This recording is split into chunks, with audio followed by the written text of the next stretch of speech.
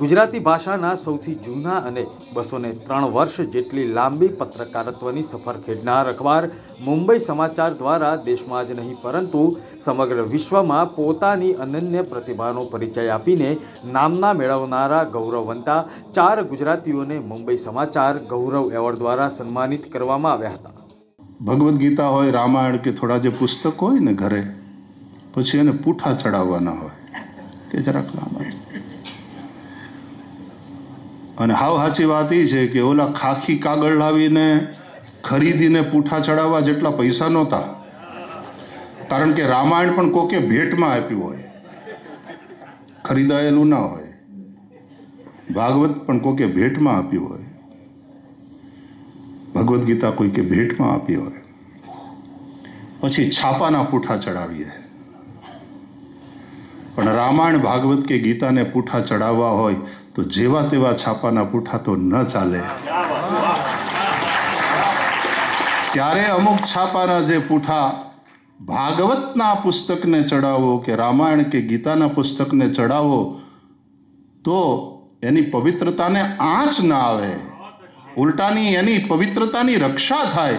એવા જે કેટલાક છાપા છે એમાં મુંબઈ સમાચારને હું મૂકું.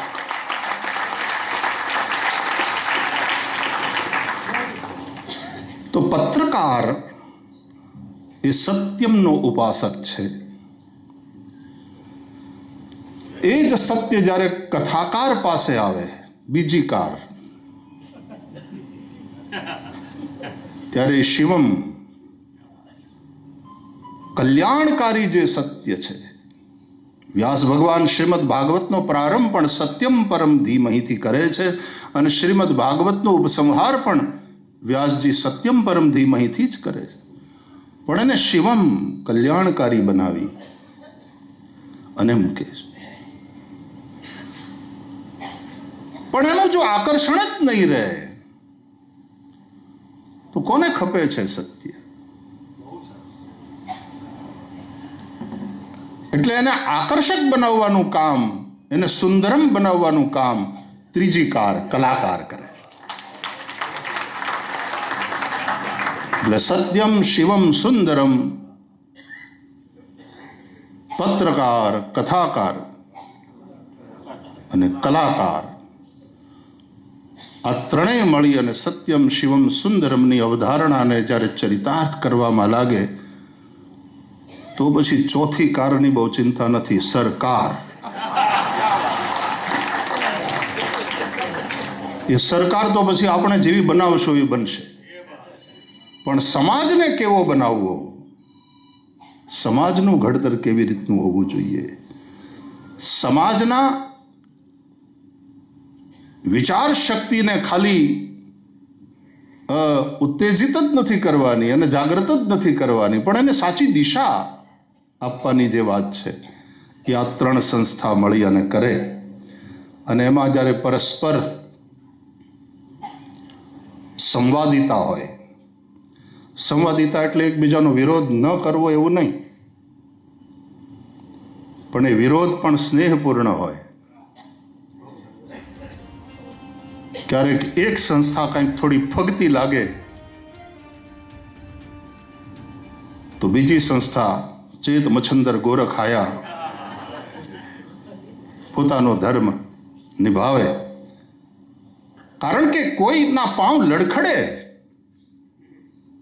એ ડગમગે, એ થોડી હલબલી જાય, એવું ત્રણમાંથી કોઈ એકબીજાના માટે ન ઈચ્છે.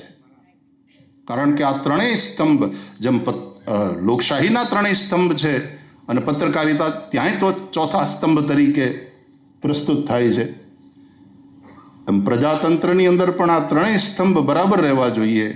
એ વિધાયિકા હોય, એ કાર્યપાલિકા હોય કે ન્યાયપાલિકા હોય. એમ સાંસ્કૃતિક અવધારણાની જ્યારે વાત આવે ત્યારે આ ત્રણેય કાર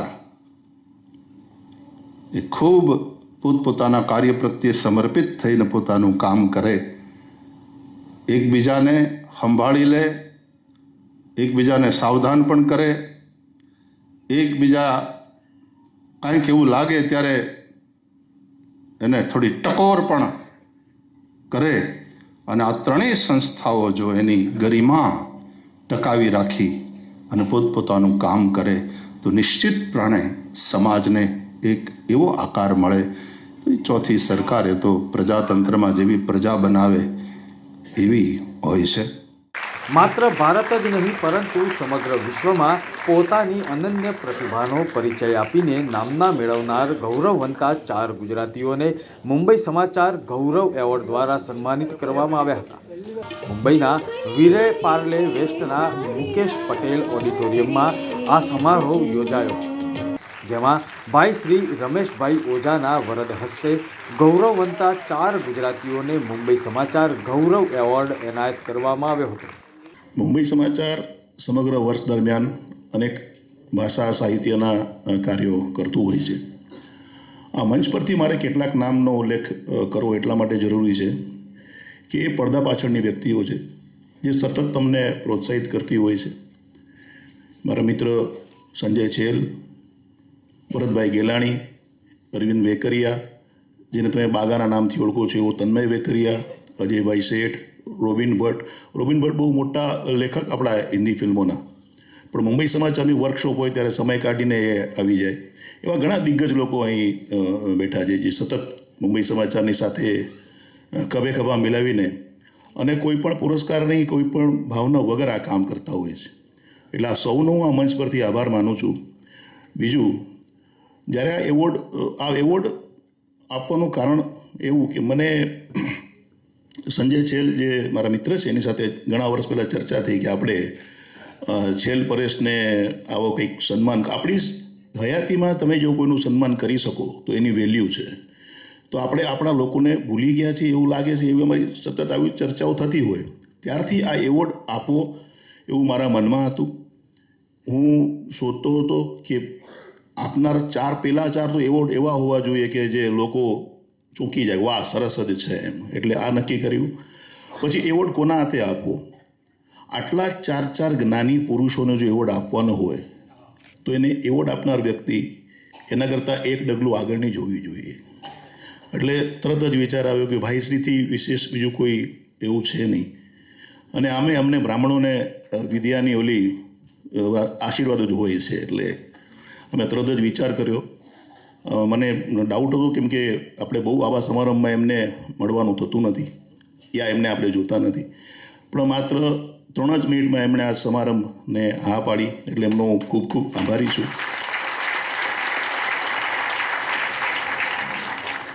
આ સાથે હજુ પણ આવા અનેક કાર્યક્રમો અમે આવનારા સમયમાં કરવા જઈ રહ્યા છીએ. મારા સંબોધન પછી આપણે ભાઈશ્રી પાસેથી માર્ગદર્શન લઈશું અને આગળનો કાર્યક્રમ આપણે ચાલુ રાખશું. એની પહેલાં 1-2 વાત મારે એટલા માટે કરવી છે કે સાહિત્ય, સમાજ આ બધું તો છે જ. આપણે અનેક લોકોને થોડુંક રાજકીય રીતે મહારાષ્ટ્રમાં આપણે આગળ વધવું જરૂરી છે. મુંબઈ સમાચાર આ વિષયમાં પણ વિચારે છે.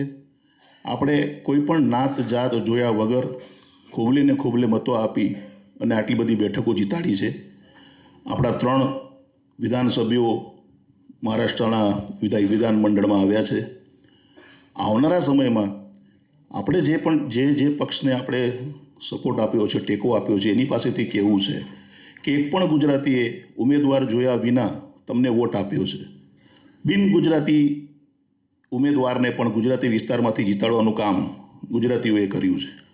તો જે નાત જાતમાં નથી માનતો એ ગુજરાતીને તમે બિન ગુજરાતી વિસ્તારમાં કે જ્યાં ગુજરાતીઓના મત નથી ત્યાંથી ગુજરાતી ઉમેદવારને જીતાડી બતાડો તો તમે સાચા.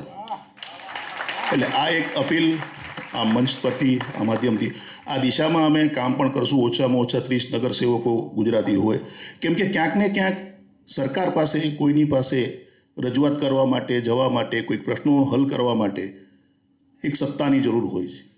અને આ સત્તામાં જો આપણી ભાગીદારી હોય તો એ કામ સરળ થઈ શકતું હોય છે. અહીં અનામત કે રિઝર્વેશનની કોઈ વાત નથી, પણ આઉટ એન્ડ આઉટ જો તાકાત હોય, કાબિલિયત હોય તો એવા ઉમેદવારો સાથે અન્યાય ન થાય માત્ર ગુજરાતી હોવાના કારણે. એ જ એક ભાવના છે. બાકી મુંબઈ સમાચારના ઇતિહાસની અંદર કદાચ આમાંથી કોઈને ખબર નહીં હોય કે મુંબઈ સમાચારના ઇતિહાસમાં 2 તંત્રીઓ મરાઠી હતા, શ્રી જનાર્દન ફડકે અને વાસુદેવ. આ બંને તંત્રીઓ મરાઠી હતા. એટલે આ રીતનું છે. 4 ગૌરવવંતા ગુજરાતીઓમાં અભિનેત્રી સરિતા જોશીને શ્રી ફરદુનજી મર્જબાનજી કલા ગૌરવ એવોર્ડ તથા ગુજરાતી ભાષાના જાણીતા નવલકથાકાર વર્ષા અડાલજાને શ્રી નસરવાનજી મંચેરજી કામા સાહિત્ય ગૌરવ એવોર્ડ અને સમાજ સેવા માટે શ્રી હેમરાજ શાહને શ્રી રુસ્તમજી મંચેરજી કામા સમાજ ગૌરવ એવોર્ડ તેમજ નાટ્ય લેખક પ્રવીણ સોલંકીને શ્રી મંચેરજી નસરવાનજી કામા કલા ગૌરવ એવોર્ડ એનાયત કરવામાં આવ્યો હતો. કાર્યક્રમની સાથે સુગમ સંગીતનો જલસો પણ શ્રોતાઓએ માણ્યો હતો.